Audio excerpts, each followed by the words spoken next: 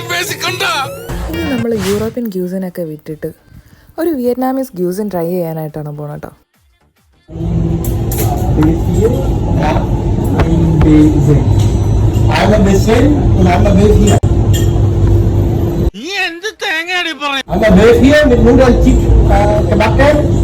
എനിക്കൊന്നും മനസ്സിലാവും. Donor favourite ആയിട്ടിരുന്ന എൻ്റെ മൈൻഡിലേക്ക് ഡോണറിനെ രണ്ടാമതാക്കിക്കൊണ്ട് നമ്മുടെ ഈ ഐറ്റം ഫസ്റ്റിലേക്ക് കയറി.